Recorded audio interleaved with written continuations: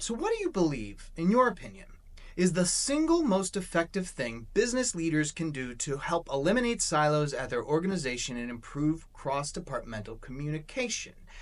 Once we go on that, what about those throughout the organization that don't just kind of get to hand down a mandate or bring all attention to the center? What are your thoughts on that? All right. Well, the first one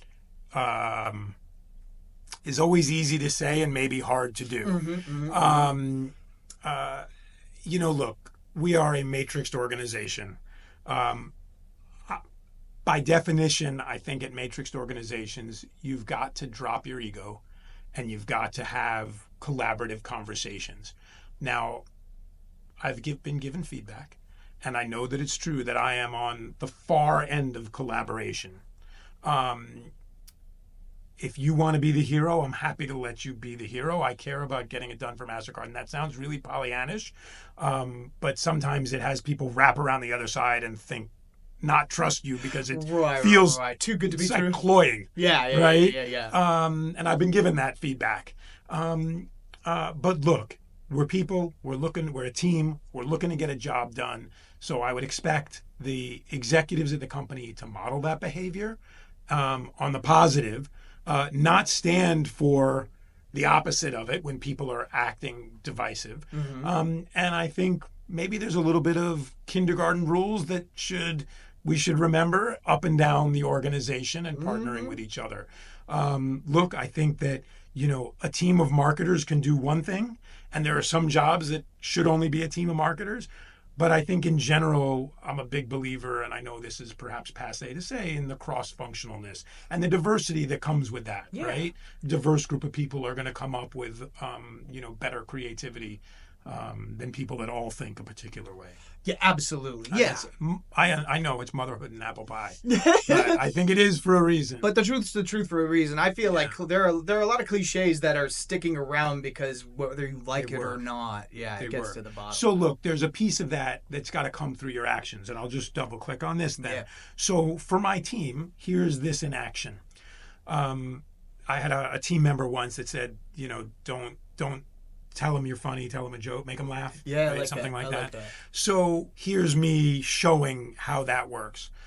Each of my team members are embedded in either a business unit or a region. And I believe that there should be 5 buckets of objectives that they can hold up to the business that they do business with and the discipline, right? Because they got a foot in each. Yep.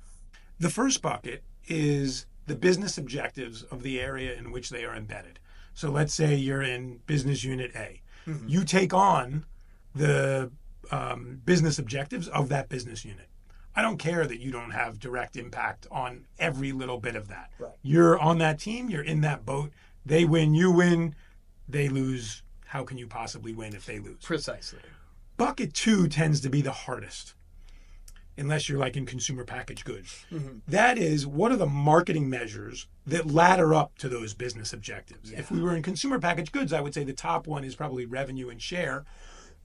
Excuse me. The second bucket would be traditionally trial, purchase, repeat purchase, loyalty. So what are the things that I'm going to impact for your business in that bucket?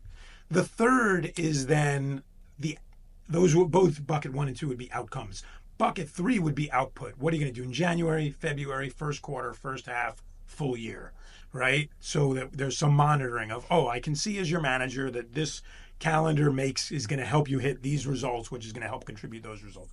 4 is then, wait a minute, you are a member of B2B and product marketing, multi-regionally, globally. What are you doing to drive the discipline? We've had no 2 quarters that have been the same. And so part of your job, part of my expectations for you are that you are helping the discipline become better and better and better. The 5th, perhaps, is a particular Mastercard element. Mastercard says to its employees, we want you to bring your whole self to work. And so I say to my team, well, then we need to leave room for each other to work on your whole self. And that can be, most people there would think of, I need to log on to ana.net and take the next learning module. Absolutely. Right? The check's in the mail. But I mean, yes, and it might be you need to work on your mental health. It might mean you need to gain weight. It might mean you need to lose weight. Whatever becoming the best version of yourself is, that's bucket 5.